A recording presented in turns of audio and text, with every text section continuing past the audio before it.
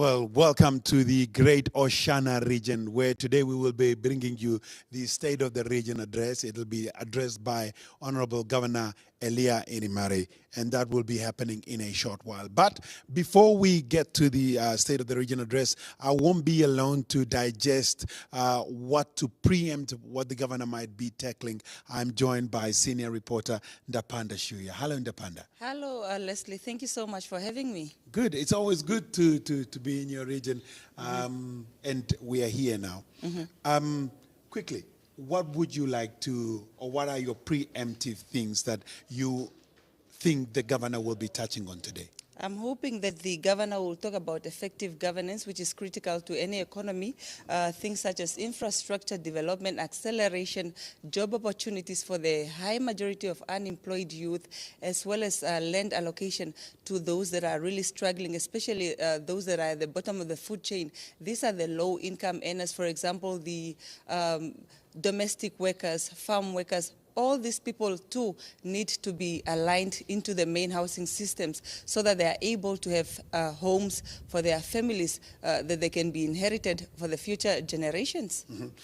Starting off with what you've just said, effective governance and land delivery. Obviously, we know that the land does not grow, but obviously the population continues to grow. From what you've covered in the width and breadth of the Oshana region, what has been some of the pertinent issues that you found?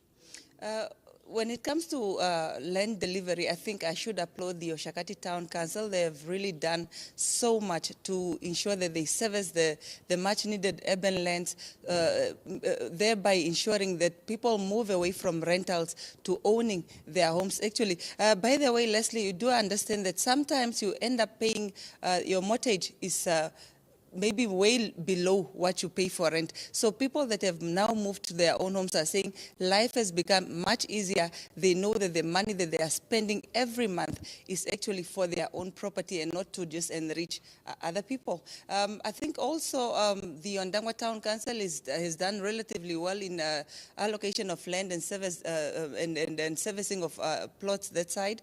Ongwediva is a bit still behind when it comes to provision of land to maybe residential as well as business urban. For example, Leslie, when it comes to business urban, it also remains a challenge in this region. We are hoping that with the governor's speech this morning, he's going to be able to tell us that as SMEs, there's an opportunity for them to grow their businesses, to have infrastructure that will be able to assist in reducing the high number of unemployment in the region. You've spoken vividly about unemployment. How is it any different for a youth that is living within the urban setup to a youth that is living in the rural setup?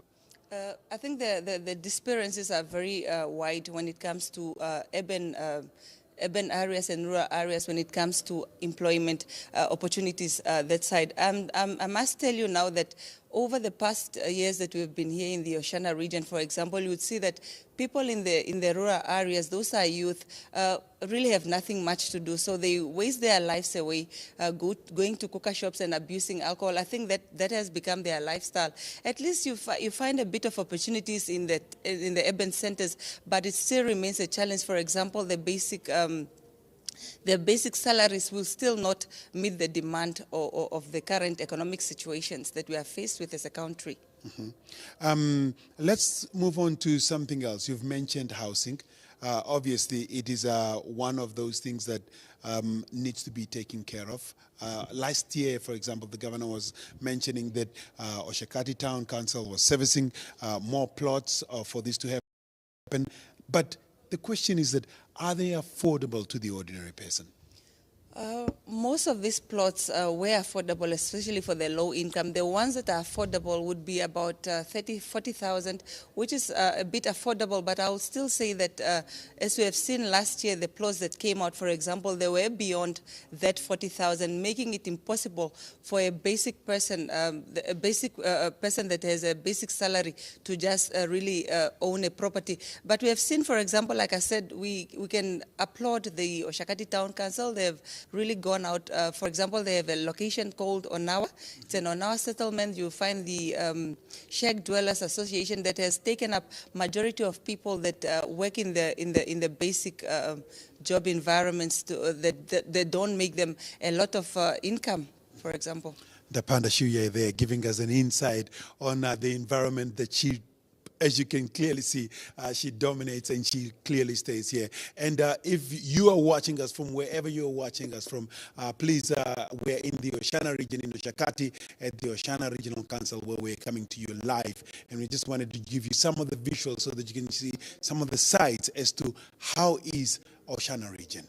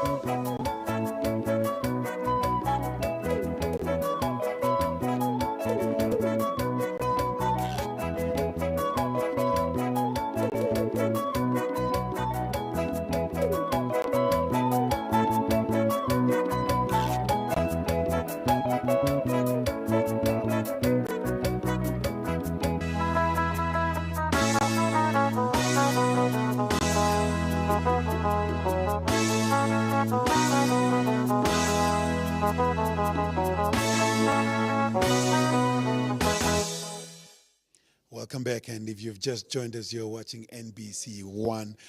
Even on our digital platforms, please do log on to our Facebook page and go to NBC Digital News, and you will be able to see that we are live there. Leave us a comment or a question, and Ndapewa here might be able to help you answer it.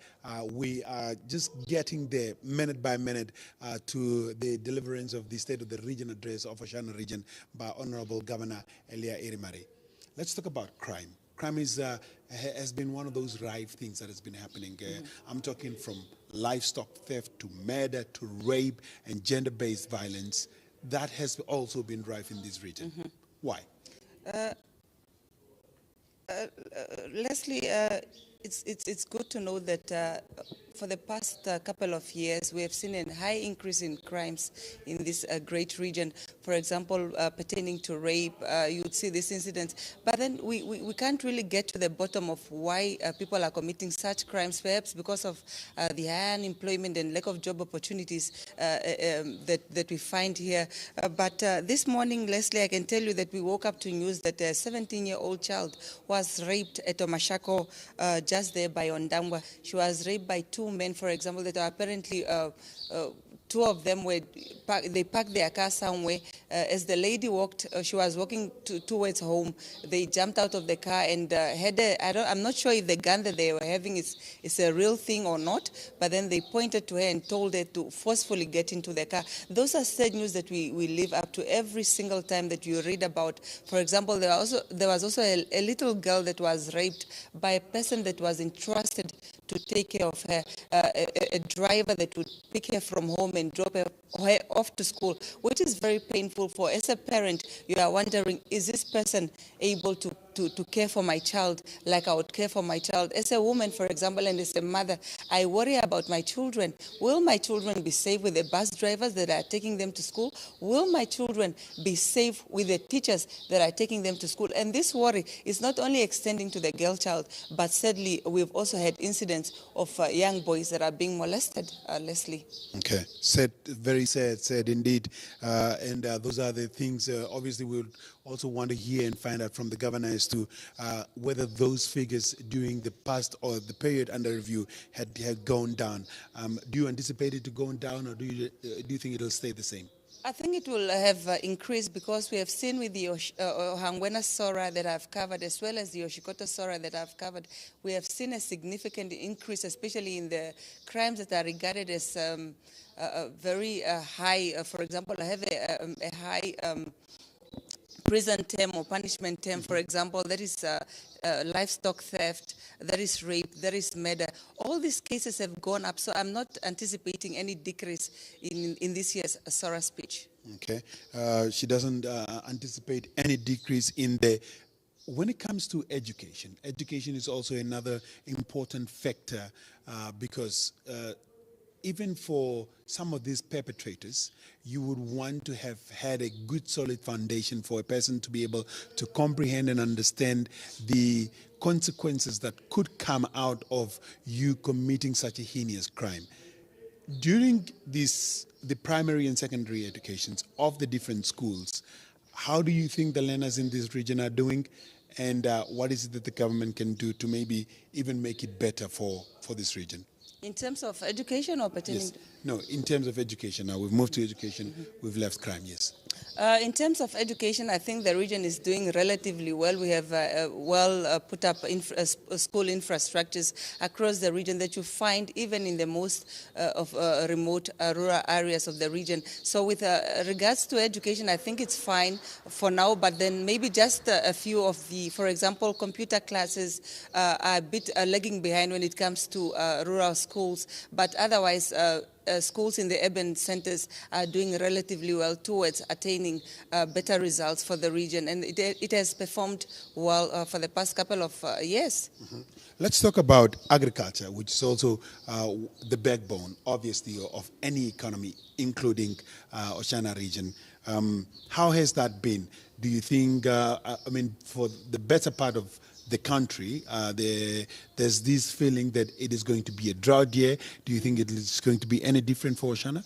Leslie, we've been covering so many stories around the lack of rainfall. For example, we did have a flash flood coming in from the Angwena region, which reached some parts of the Oshana region, but did not have any negative impacts. We could not also harvest that water to assist in aiding these farmers, for example, even just water to be harvested for their livestock.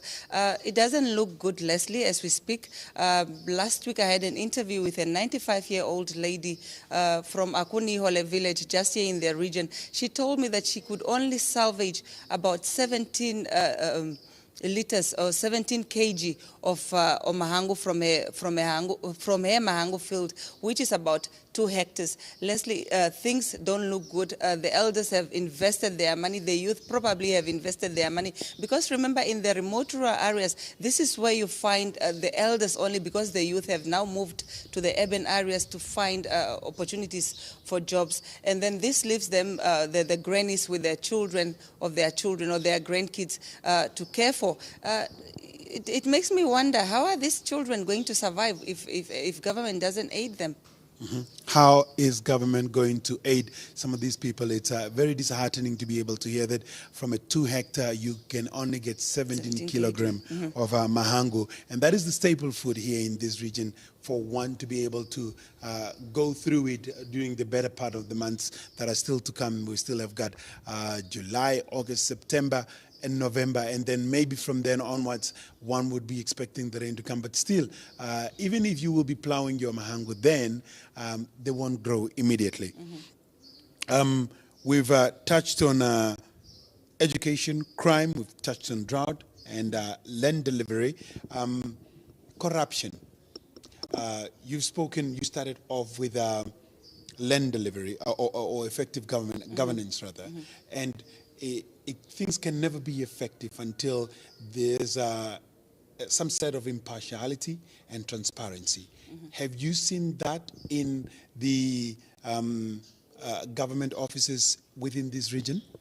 Transparency remains one of the major challenges, especially with the people that are entrusted with government funds to allocate them to different projects. You would see that, for example, in the region, most of the time the status quo is maintained. The people that usually get tenders are the ones that keep getting the tenders, and it leaves the question of how do you then support the struggling SMEs or other struggling SMEs to grow to greater heights if we are now only looking at Leslie, saying everything goes to Leslie, while there are other people that can do the same job that Leslie can do, and they are not getting these opportunities. And that's why the high unemployment rate persists, because if it's my company being favored, it means the other people cannot employ so many people, which is not good. For me, I believe it's high time that we really diversify our resources to support all the SMEs that are able, that have all the right papers in place, so that they can also be given an opportunity to prove themselves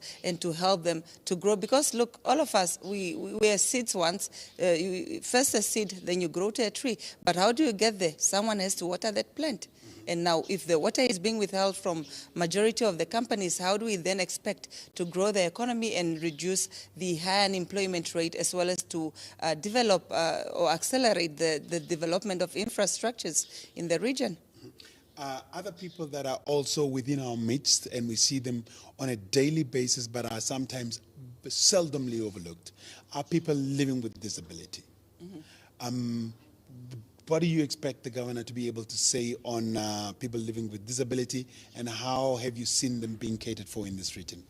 It's sad to say, Leslie, just like previous years, I don't think there will be anything particularly or specifically for the people with disabilities, because if we look at the just ended SORAS of the Ongwena and Oshikoto regions, nothing much was said in those SORAS pertaining to the people with disabilities in those regions. So I also don't expect much pertaining to that sector when it comes to those people, when it comes to anything that the governor is going to say perhaps in his SORA speech this morning. When it comes to water reticulation and the availability of water resources to the masses of the Oshana region, do you think that each and every person here have got enough access to clean water? The majority of the Oshana region inhabitants do have access to clean drinking water for both humans and livestock. We have seen that the office of the governor has gone to great heights pertaining to water infrastructure, for example, being set up at the remotest of rural areas. For example, in the Uvudia constituency, where you find the majority of farmers setting up base there, there is nothing much happening in such constituencies, but there is a provision of clean drinking water for both humans and livestock. Aquaculture and horticulture, also another important aspect of the economy in this region. I know that a few years ago, some learners at the Ongongok UNAM campus ventured into that. Have we seen any of that in this region? Personally, I haven't seen any of that yet in the Oshana region. Perhaps we are still to know of these people or the great minds that are behind such great projects. But I can tell you that there are people that I've met, but all those that I've met doing well in aquaculture are based in the Umsati region, which is most of probably a blueprint of these aquaculture projects. But for other farmers, when it comes to your poultry farmers, your pig farmers, are they doing well? Are there markets enough for them to be able to get returns for these investments of theirs? When it comes to poultry farmers, there are a lot in this region, and it's applaudable to say that even those in the most remotest of rural areas have been able to take up these business opportunities that come with poultry farming. But I must say, we have seen over the past few months that the chicken feed has been increasing, meaning it has become a dread for the farmers that have no funding, that are self-funded to sustain this feed, and also the markets, for example. It's really hard to get these chickens out there, for example, at the markets. They do use those opportunities, but I'm yet to find a well-established farmer in the region that is doing relatively well. But otherwise, it's an applaudable undertaking that has been dominating most of the farming activities here in the region. Okay. Ntapanda, thank you so much. And I think the governor is almost ready to be able to take on to the podium. And the the motto for Oshana region, what they stand for is accountability, transparency, integrity, effective governance, and service delivery. Let's hear from Elia Irimari how he's going to tackle all this in his speech.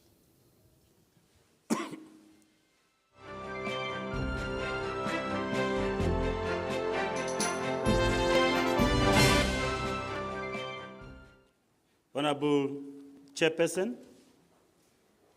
Honorable Regional Councillors, the Acting Chief Regional Officers, fellow Namibians from all sectors of our societies, it is my distinct honor and pleasure to deliver the Oshana State of the Regional Address for the year 2022 to 2023 financial year, in accordance with Article 110B, Section 5 and 6 of the Namibian Constitution. As a norm, my address will be focused on planned activities, report of the activities of the central government of the previous year in the region, and be available to respond to questions. The year under review was declared as a year of reimaging by the President of the Republic of Namibia, His Excellency, Dr. Hage Gottlieb Keinkop. The President urged the nation to move forward with renewed enthusiasm and vision in order to form a new mental picture by thinking differently. The yearly theme for the year under review has inspired creativities, innovations, and ingenuity for all Namibians to lead towards a renewed vision in the minds of a health pandemic. Having said that, I will now turn to the first constitutional requirement of my address. The year 2022-2023 financial year has been politically stable in the region. I commend the government for strengthening a functional multi-party democracy system, which underpins the freedom of press and citizen's participation in governance and decision-making. This governance construct is in line with the principle of effective governance of integrity, accountability, and transparency as underscored by the Harambee Prosperity Plan 2. Effective governance is a critical component for economic development and social cohesion. It takes accountable and transparent institutions, delivering quality services, protecting people's freedoms, and effectively combating corruption to build an inclusive and prosperous nation. The government commitment to effective governance is embedded within the Namibian Constitution, the National Development Plan, and Harambee Prosperity Plan 2. The President, as part of his aspiration in the Harambee Prosperity Plan 2, has tasked us to coordinate efforts in the implementations of the anti-corruption strategy and action plan in the region. As a chairperson of the National Anti-Corruption Strategy and Action Plan Forum in Oshana region, I am pleased to report that government institutions in the region have aligned their activity to the strategy and are demonstrating positive commitment in the fight against corruption.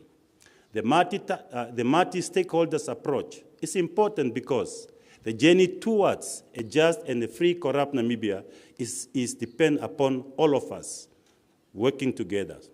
The unwavering commitment of law enforcement agency did not go unnoticed.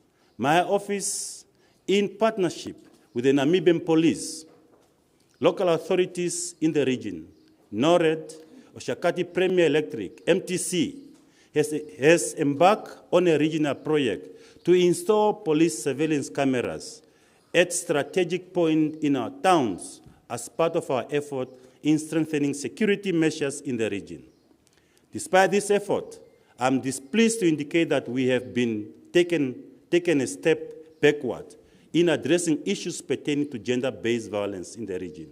In comparison to the preceding year, gender-based violence and rape cases have increased by 1.6% to 42.3%, respectively, escalating to a total higher of 497 gender-based violence cases and 130 rape cases in the region. These rape incidents involve a total of 62 minors, which is clearly disheartening. We should not tolerate perpetrators perpetrators of these insidious crimes in our society, it is disappointing to note that our society have now normalized intolerable acts and lawlessness to prevail unreported, where women and children secretly endure suffering and abuse for prolonged period at the hands of perpetrators. We need to address gender-based violence as a matter of urgency. Report on previous and planned activities of the central government in the region.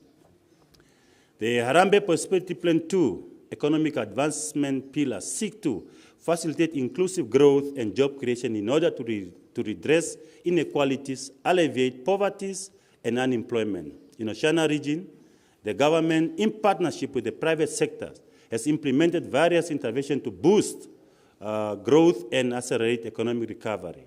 Some of these notable accomplishments include Oshana Pre-Investment Conference was organized by the Oshana Regional Council to identify investment opportunity with the potential to industrialize and diversify the regional economy.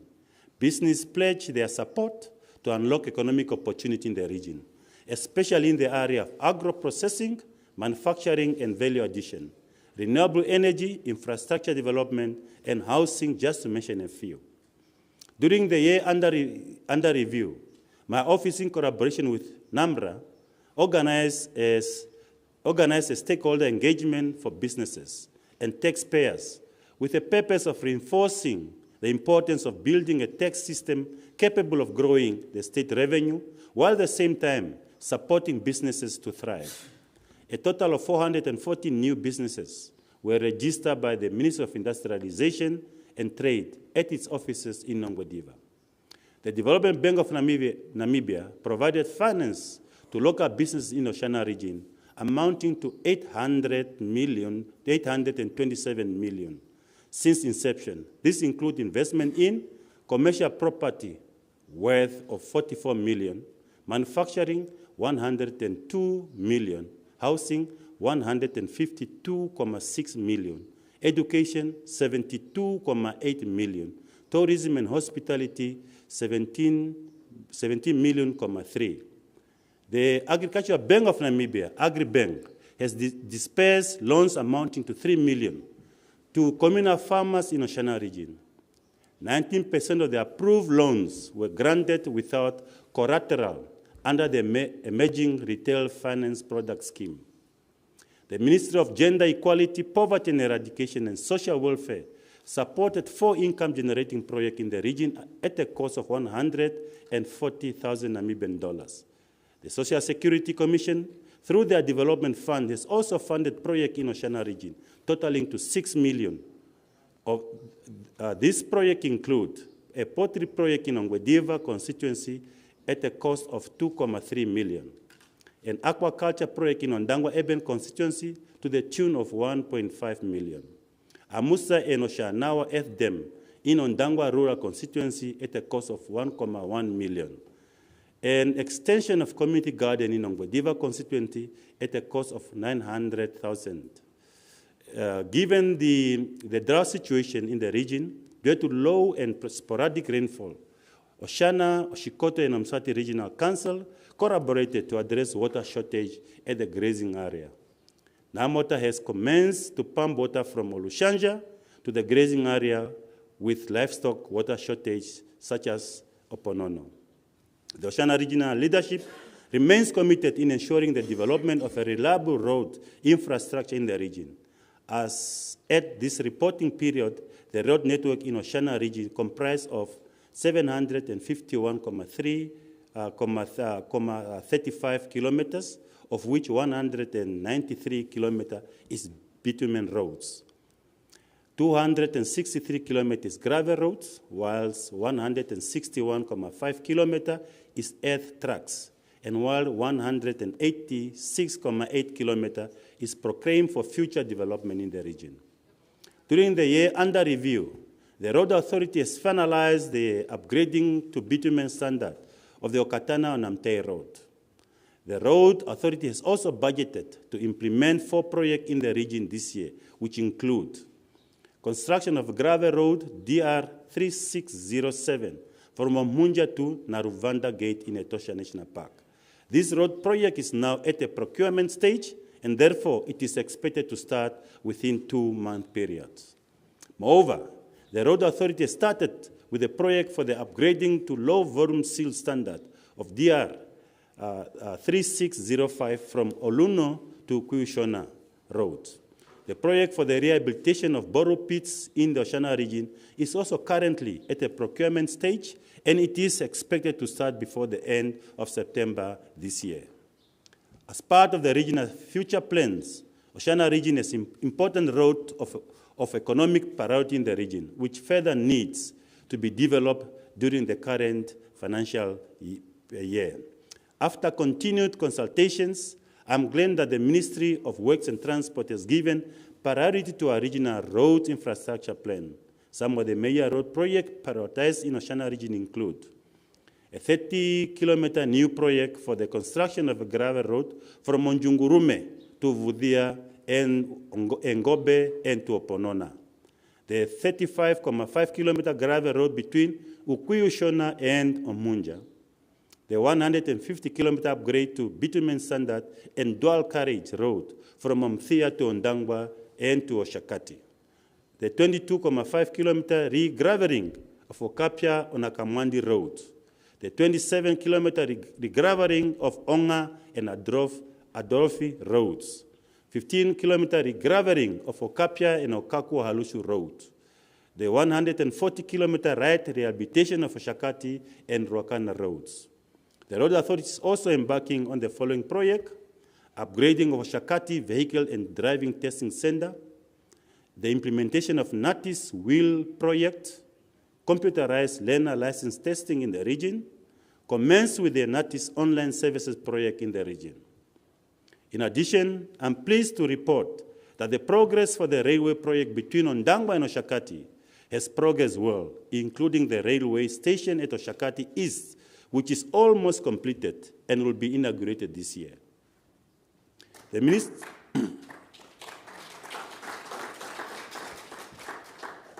Ministry of Higher Education, Technology and Innovations has completed the project for the construction of student hostel at Jose Eduardo dos Santos UNAM campus, which is now operational. In its quest to improve primary and secondary education and to create a conducive learning environment, the Directorate of Education, Arts and Culture has invested $1.2 million in constructing new education facilities in the region. This project includes the completed renovation of block of classroom at Shinime Shimvula Primary School, Ondangwa Eben, fencing of Odiara Primary School, which is ongoing at 75%, Ondangwa Eben, the construction of ablution block at Oshana School of Computing, which is ongoing at 85% completed, Shakati West. And the Director of Education, Arts and Culture has also budgeted $29 million to undertake major capital projects in the region during the current financial year. This project includes construction of 12 classrooms and 2 ablution blocks at the Kuku Primary School at a cost of $5.4 million, construction of 10 classrooms and ablution blocks at Odiara Junior Primary School at a cost of $5 million, the construction of classroom, 1 science laboratory, and 2 ablution blocks at Onjanjo Secondary School at a cost of $3.6 million, construction of 3 classrooms, 1 science laboratory, 2 workshops, 1 library, and ablution block at Oshana Secondary School at a cost of $4.2 million. The construction of 10 classrooms and 2 ablution blocks at Onguta Primary School at a cost of $5 million. Construction of 12 classrooms and 2 ablution blocks for a new school in Oshakati at a cost of $5.4 million. In addition, the Directorate of Education, Arts and Culture has future plans to construct more education facilities in the region, valued at $15 million, such as the construction of 4 classrooms and renovation of 10 classrooms at the Rundu Combined School at a cost of $7.4 million. Construction of 4 classrooms, 1 science laboratory, 1 library, and 1 ablution block at a cost of $3.5 million. The construction of a classroom at Madina Wanembenge Combined School at a cost of $1.4 million. construction of 3 classrooms, 1 science laboratory, 1 computer laboratory, and ablution block at Ondangwa Secondary School at a cost of 2.5 million. In the energy sectors, our commitment to build sustainable energy sources remain an economic imperative for the industrializations and general development of Oshana region. To meet the higher energy demand and build sustainable energy infrastructure capacity, the Oshakati Premier Electric, in collaboration with NamPower, has embarked on a project of upgrading the Oshakati substations. It's ongoing. During the 2022-2023, Oshakati Premier Electric Company further electrified 270 airven at Evururuko Extension 12 at a cost of 3.8 million. The same year, NORAD has also implemented infrastructure upgrade project in the region at a cost of 1.5 million. This project includes installation of a ring feed between Okapia and Baobab substation at a cost of 500,000 Namibian dollars.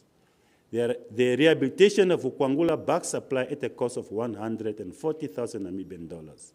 The fencing of various mini substations in Oshana region at a cost of 130,000 Namibian dollars. The installations of a Kamba second back supply and reclose at a cost of 300,000 Namibian dollars. The maintenance of 3 substations in Ongwediva and Ondangwa at a cost of 450 Namibian dollars. Moreover, the Ministry of Mines and Energy has successfully implemented 2 rural electrification projects in the region at a combined cost of 2,015,000 Namibian dollars.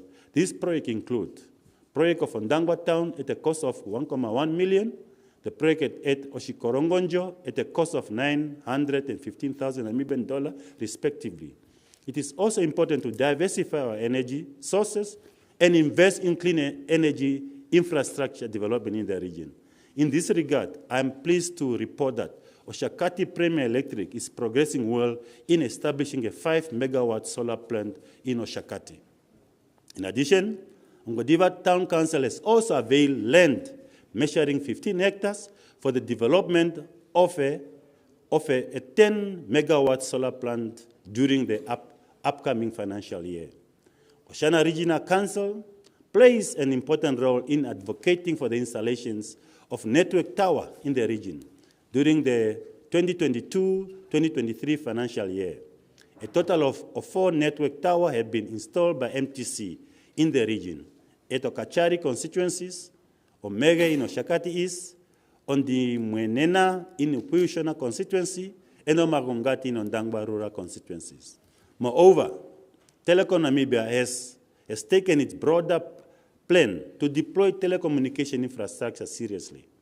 During the year under review, Telecom Namibia completed various ICT infrastructure upgrade projects in Ongwediva, Oshakati East and Shakati West, and Ondangwa at a combined cost of 17 million in the region.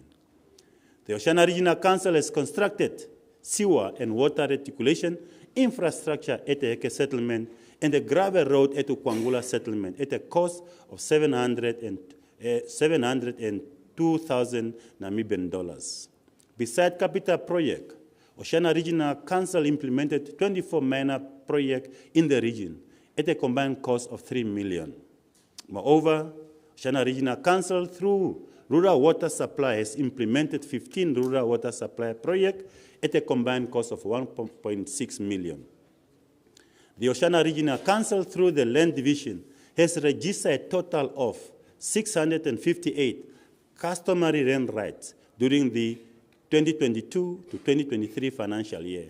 Moreover, the Council has also finalized the development of Oshana Integrated Regional Land Use Plan, which will serve as a framework for development coordination and land use management in the region. The Ministry of Urban and Rural Development has allocated 2.5 million to Oshana Regional Council for rural development programs. During the year under review, Oshana Regional Council implemented 3 programs of rural sanitations, food, cash for work, and microfinancing in the region. To ensure sanitation provision in rural area, Oshana Regional Council is in the process of constructing 130 sanitation toilet at a cost of 2.1 million. 92 local youth were recruited in this process. In addition, Oshana Regional Council has further provided microfinances to projects in 4 constituencies, amounting to 150,000 Namibian dollars. 7 food cash for work projects have also been implemented, of which some are still ongoing at a combined cost of 269,000 Namibian dollars. To facilitate urban development, Ongwediva Town Council has allocated a development budget of 42.2 million for urban infrastructure development. This budget was utilized entirely for the construction of sewer reticulation services infrastructure at Extension 15, Phase 2, at a cost of 9.5 million. Construction of sewer reticulation infrastructure at Sky, number 1 phase, at a cost of 6.5 million. Upgrading of Church Street to bitumen standard at a cost of 8.5 million. Ongoing rehabilitation of road between Oshana Mall and David Chikomba Complex at a cost of 4.5 million. Ongoing construction of a multi-purpose sport facility, Phase 3, at a cost of 2.1 million. Ongoing construction of stormwater channels at Ongwediva Extension 11 at a cost of 1.3 million. Ongoing provision of electricity supply at Sky 3 at a cost of 2.6 million. Ongoing installations of streetlights on Main Road C46 at a cost of 1.7 million. Ongoing installation of streetlight along Ongwe Street leading to UNAM Jose Eduardo dos Santos Campus at a cost of 1.3 million. Completed planning and township establishment of a FIDIS Extension 6 at a cost of 52,000 Namibian dollars. Ongwediva Town Council further plans to implement, among others, the project for the rehabilitation of a road between Oshana Mall and David Chikomba Complex Phase 2 at a cost of 3.5 million. Provision of water reticulation infrastructure at Omatando at a cost of 6.9 million. Construction of stormwater channels at Ongwediva Extension 11 Phase 2 at a cost of 2.6 million. Extension and upgrading of Ongwediva Open Market at a cost of 4.3 million. Construction of services at Sport Field Phase 4 at a cost of 5.2 million. Development of a playground and a park extension at Extension 11 at a cost of 2.1 million. Provision of water and sewer at Extension 12 at a cost of 1.9 million. Provision of electricity at Sky Phase 3 at a cost of 1.3 million. Shakati Town Council has, during the year under review, made a capital budget provision of 88.8 million. This project implemented, including, among others, the completed construction of services infrastructure at Ehenya Extension 11 at a cost of 42 million. The completed construction of water services infrastructure at Onawa at a cost of 2.9 million. Construction of water service infrastructure at Omumbu proper at a cost of 1.1 million. Regraveling of roads in Evuruko and other areas at a cost of 4.8 million. Rerouting of Oneshila Tower water pumping line at a cost of 1 million. Provision of overhead electrical infrastructure at Onawa Extension 7 and 8 at a cost of 11.9 million. Relocation of Oshopala Informal Settlement Phase 2 at a cost of 3.5 million. Ongoing construction of Oshakati Town Council flats at a cost of 2.7 million. General valuation of all rateable properties in Oshakati at a cost of 3 million ongoing.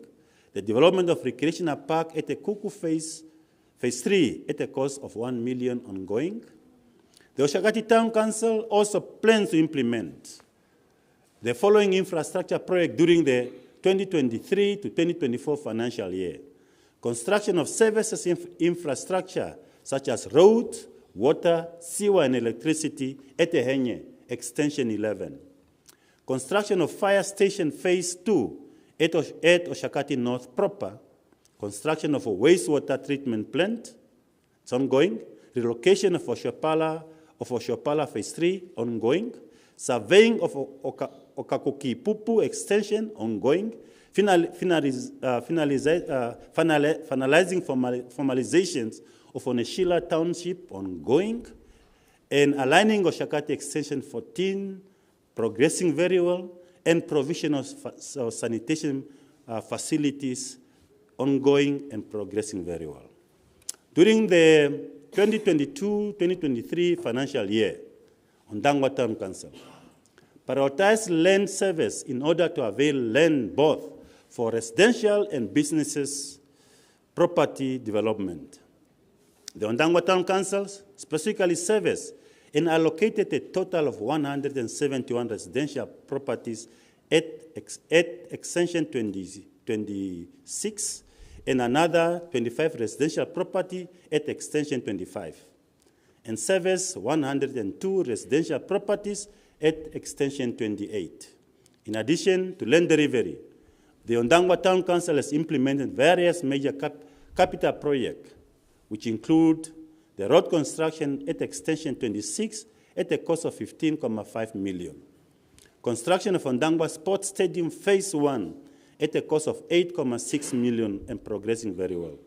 Road upgrading in Oluno at a cost of 3.9 million ongoing, and ongoing installation of water tower at a cost of 7.4 million completed. Electrical reticulations at Extension 26 at a cost of 8.5 million ongoing. Severe reticulation in Onguta at a cost of 4.3 million. And installation of kioski and kiddies park at a cost of 1.8 million.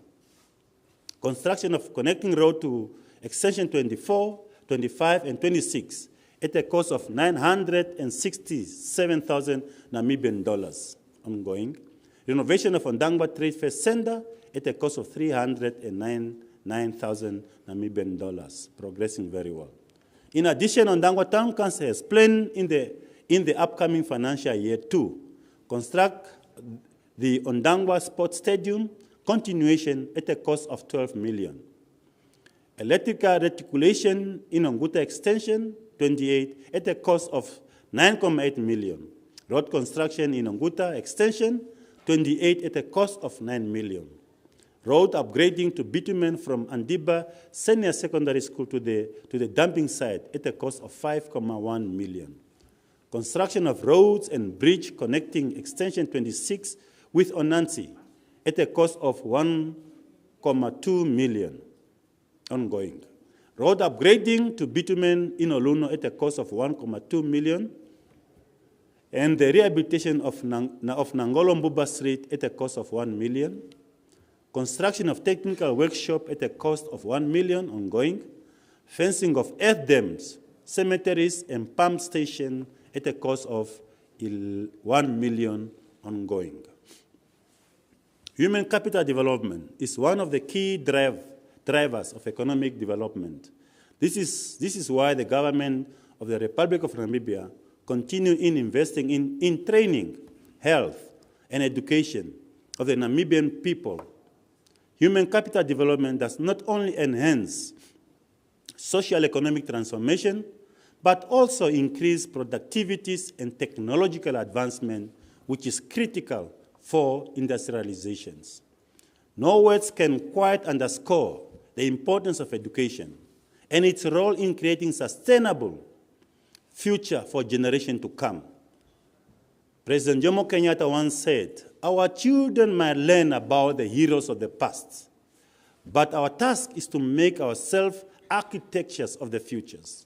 Therefore, we need to work together in implementing a higher education funding framework for institutions of higher education in the region, and increase funding for technical vocational education in the region, research and technological, in order to benefit from the fourth industrial revolutions.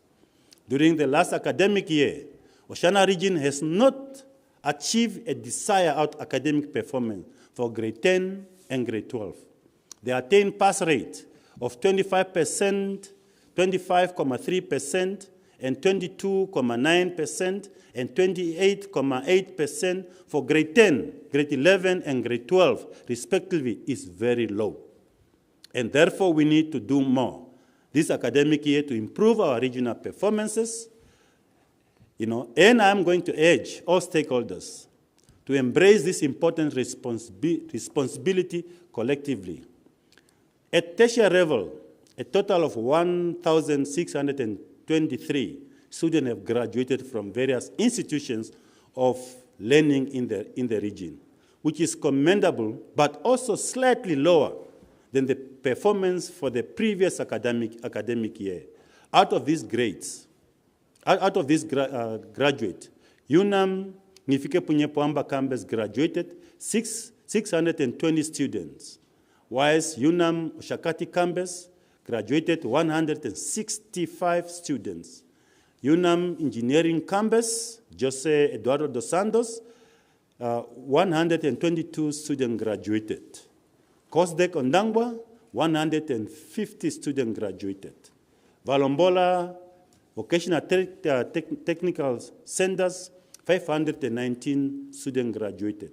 Tulipohamba Training and Assessment Institute, 47 students graduated. I would also like to thank our stakeholders in education who supported the advancement of education and training in the region, such as the Social Security Commission for awarding 35 students from Oshana region with bursaries, 12 students with loans for undergraduate and postgraduate courses, as well as availing 2,380,000 Namibian, 982 Namibian dollars to Kayak Trust to train 60 unemployed Namibians in various short courses in the region. The Ministry of Industrialization and Trade, in collaboration with Empeltech and Empeltech Namibia, conducted a business skill development training for 28 entrepreneurs. During the year under review, my office placed 2 students on annual internship at a cost of 49,000 Namibian dollars. The University of Namibia inaugurated a new hostel at UNAM Jose Eduardo dos Santos campus in Ongwediva. In addition, local authorities have also taken a step further in allocation of land for student accommodations and see our town partnering with private sector in these endeavors. Despite all this effort, our current progress suggests that we need to do more in order to address the challenge of limited student accommodations in the region. The social progression pill on the Harambee Prosperity Plan 2 seek to improve the quality of life for all Namibians, particularly the vulnerable members of our societies. The government provided financial, material, and food items to the community affected by the flood and drought in the region. This includes the Office of the President, the Office of the Vice President, and the Office of the Prime Ministers. The Oshana Regional Council contributed substantive assistance during that time. The private sector provided financial resources, material, and food items to support the communities in need at a combined cost of 652,000 Namibian dollars. These stakeholders include Road Fund Administration, Bank Windhoek, Old Mutual, Sanlam, and Namdia. The Ministry of Agriculture, Water and Rain Reform has implemented the following project: dry land crop production program at a cost of 826,000 Namibian dollars. Syria value chain program at a cost of 74,000. Horticulture support and value chain development project at a cost of 800,000 Namibian dollars. The poultry value chain development scheme at a cost of 477,000 Namibian dollars. The Namibia Agricultural Mechanization and Seed Improvement Project have also contributed substantively. The Ministry of Gender Equality, Poverty Eradication and Social Welfare provided social grant to 32,387 vulnerable children in the region at a cost of 8 million.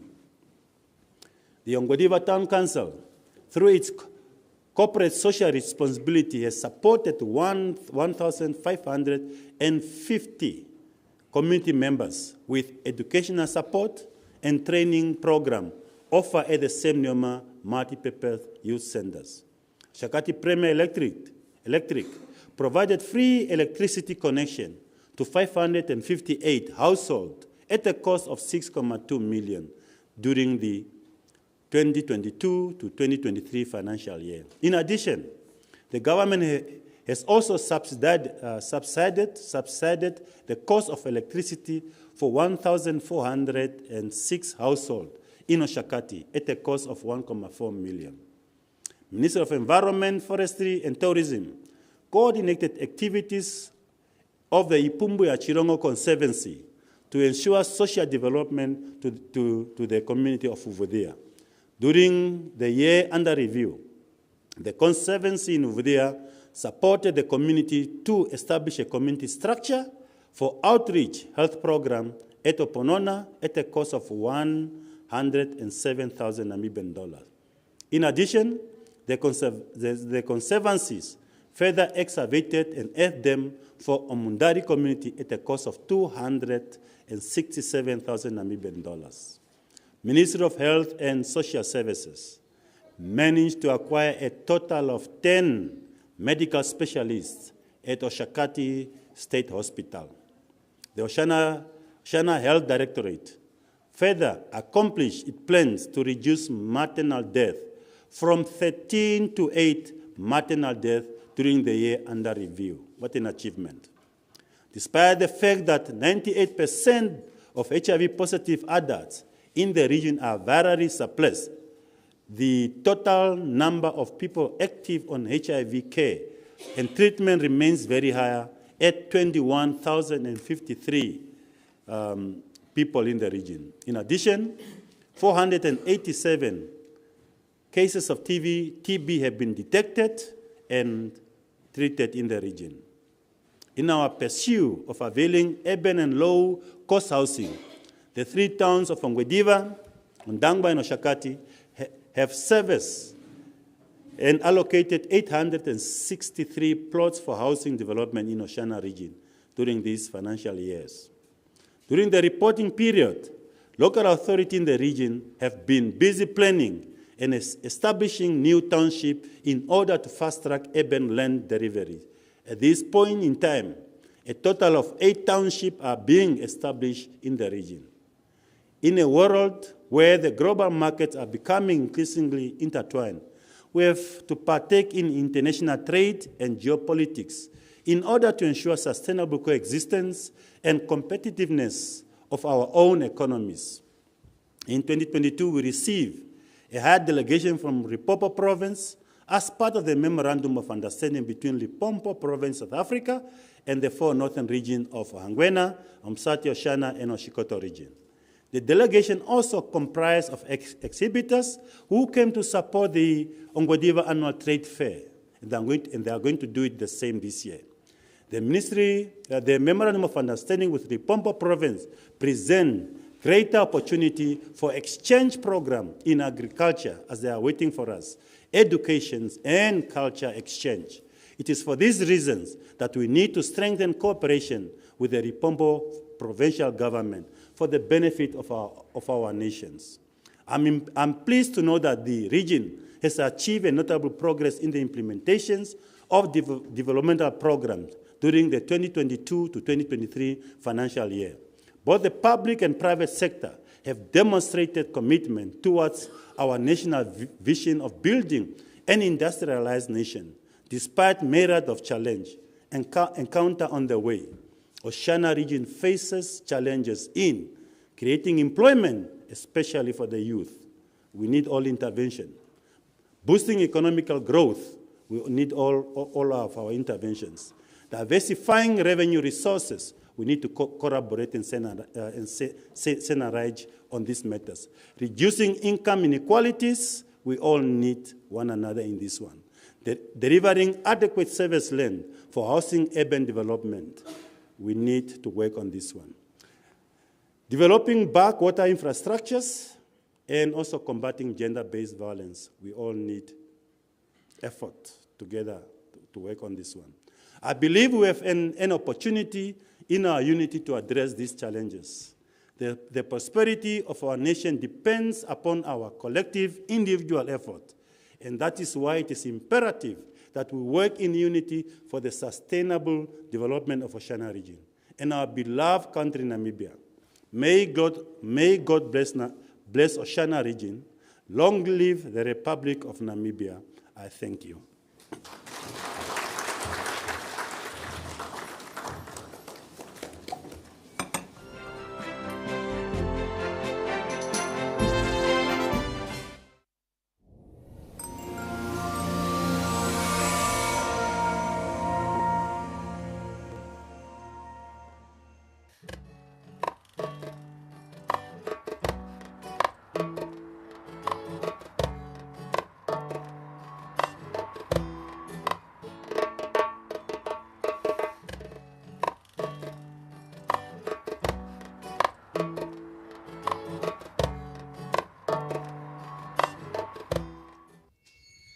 And that was Governor Elia Irimare giving us the State of the Region address for Oshana region. And I think before we went into this address, we were speaking or trying to preempt as to what to expect from the governor's speech. We had touched on crime with Ndapanda, myself and you. And also what the governor has mentioned there is that in especially the three towns here, on Dangwa, Oshakati, and Ngwediva, CCTV footage cameras have been, or CCTV cameras has been placed at strategic locations. But still, crime went up. And what is disheartening, as per the governor's speech, is that at least 62 rape cases within this region where minors were involved. That is something to really be concerned about. Definitely, Leslie, just as I have predicted that there should be an increase in crime rates here in the region, just like as in the case of Wangwena and Oshikoto, where we have seen the Azoras already the past couple of days. We are seeing that the rape cases have skyrocketed to 130. That is really alarming. I know I have covered a story of a young child that was walking to school with other little minor girls.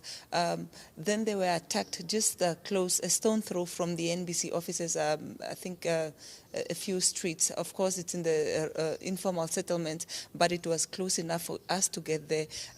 It was very heartbreaking because police has no leads in most of these rape cases. But also another issue is the fact that, like I said, a lot of minors are being raped by people that we entrust them with, the people that we entrust with our children.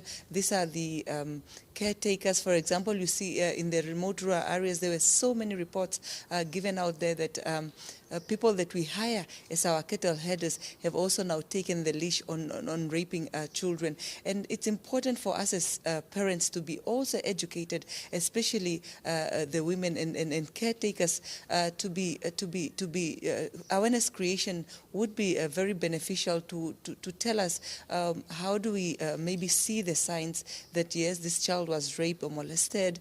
How do we prevent this type of crimes? For example, why would a person leave a 2-year-old girl child at home with 10 guys, for example, or a stranger that we do not even do a backup research of these people to ensure that, yes, who is this Ndapanda that I'm hiring to be my nanny, to be my caretaker, to be my cattle header? Those are crucial pertaining when it comes to prevention of rape increases. Also, I've also seen that for the past couple of years or couple of months, the Oshana regional police has ensured that they go out to schools to educate the children, to create awareness, and I think hopefully this will start yielding positive results. But if we go on a nationwide campaign to just talk to the people, talk to the men, talk to the parents as to how to safeguard our children. Maybe then these rape cases can be reduced. Well, so that is one of the downside about the state of the regional address is the crime. But then another substantial amount was mentioned in the state of the regional address. The Directorate of Education have actually budgeted 29 million for capital projects. We're talking about different schools getting new hostel blocks, laboratories, and ablution facilities. This is but commendable. Very much, Leslie. For example, the laboratories, they are very, very needed in terms of ensuring that our children don't just read in textbooks, but are also able to practically carry out what they are reading in these textbooks. That helps them to remember what they have practiced practically when it comes to when they are writing their exams. It really aids them. Also, the issue of hostels, for example, it's an applaudable move because another challenge is when children walk lots of kilometers to and from school. By the time the child gets to class, they are exhausted. By the time this child moves back home, she's exhausted and perhaps still has to carry out various household chores, thereby reducing their study time, which is not good for academic performance. Yeah, not good for academic performance, definitely. But those capital projects, I'm sure that they're very well welcomed. The schools will be developing and they'll be able to have the facilities needed to be able to make or have a conducive education environment. Ondangwa Sports Stadium already got 8 million for the phase 1, and now another 12 million has been budgeted for phase 2. Does that mean that sport is finally coming back to Ondangwa and things can start to happen? Finally, we are seeing the much needed attention being given to perhaps something that was not really considered in the past. We are seeing these towns are gearing up towards ensuring that they have at least one facility that is able to host both regional and international sporting events. Remember that with the lack of sport facility, it also gives us, puts us in a bad light in terms of economic development. You do know that, Leslie, you were a sport producer back then. You do know that with sport activities, we do see that there are a lot of people that are using such platforms to grow their economy, to grow their businesses. For example, they just ended Governor's Cup. Yes. It brought in money. It revived the economy of that region. And if this stadium is really going to be utilized and finalized, because we also don't want to just hear phase 1, phase 2, and then there is no concluding phase. It won't make us. It will not serve any purpose in assisting with perhaps coming up with the much needed sport facilities. We have seen that in towns, for example, in Ongwediva, they have also brought up something. I think there was a tender that went out a few weeks. That is also in the Oshana region, that went out saying that anyone that wants to maybe construct a sport stadium in the town is welcome to bid. So these are tangible developments that we are really seeing, and they are very, very applaudable when it comes to sport and sports development. Good. And also coupled with what we spoke about, the high level of unemployment that we spoke about, it was also rife in the governor's speech. But having read the governor's speech and also gone through the report that was accompanying it, is you could see Social Security Commission, for example, have spent over 2.3 million within the region to be able to train bricklayers and fabricators and welders for them to just sharpen their skills and be able to even self-employ or be able to be hired to go and do a job somewhere. That is also another good positive.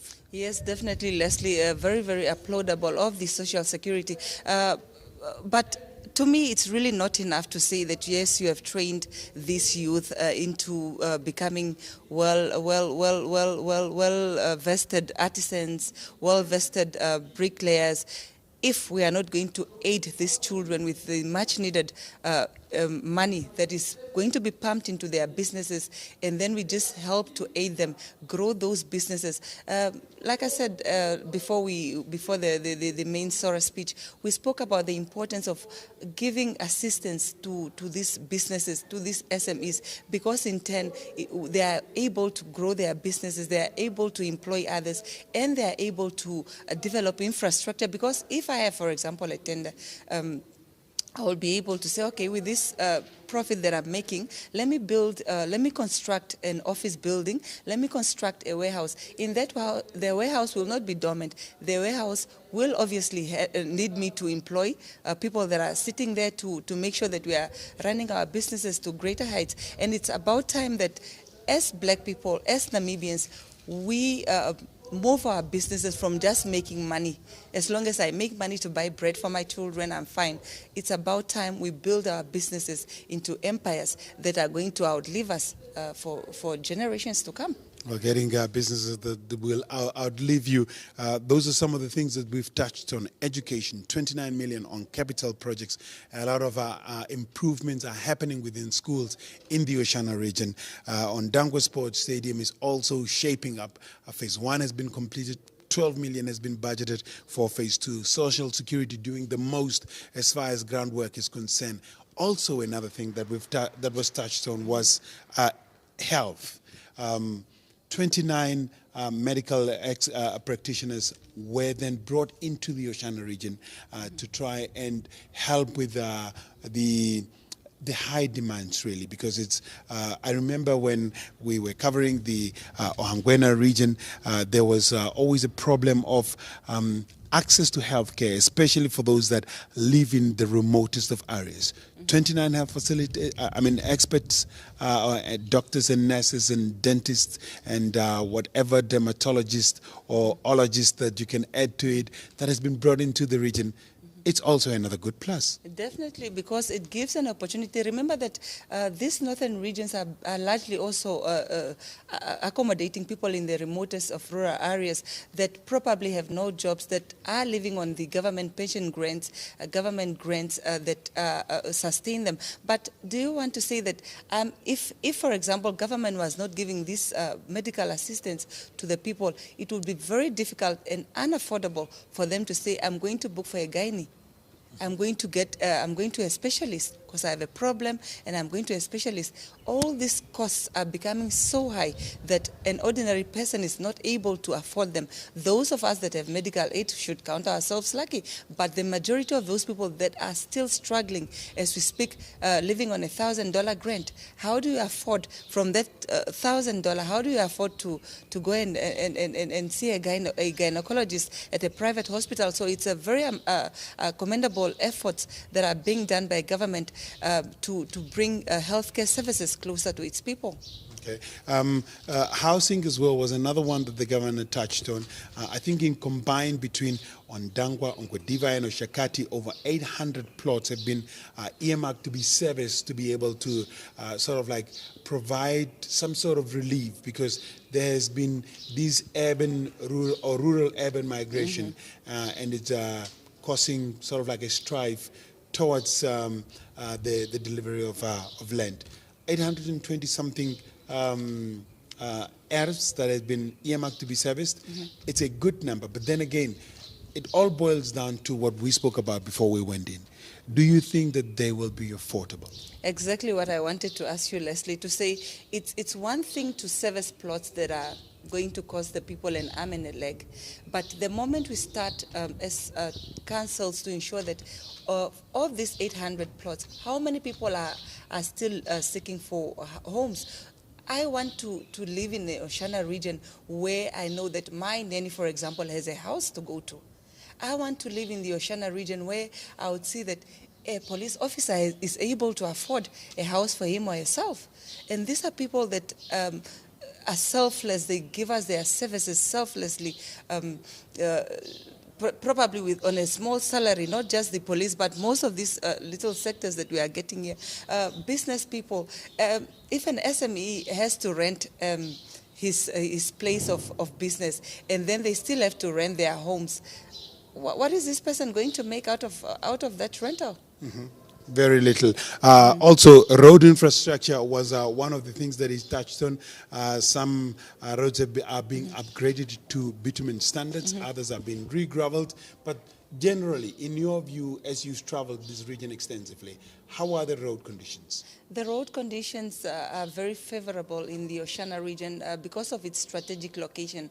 If you go deeper, for example, in the Oshikoto and Ohangwena regions, there is where you really get the challenge because of the locations that they find themselves in, and the fact that the majority of their population is still living in the rural areas. For example, in Oshikoto, I understand it's about 70% of the population is based in the rural areas, and this is where you find it's really difficult to access those villages. But when it comes to the Oshana region, because of its strategic location, there's not much of a problem when it comes to road networks. Also, the road infrastructures that we use on a daily, you would find a pothole here and there, but otherwise, excellent roads in the Oshana region.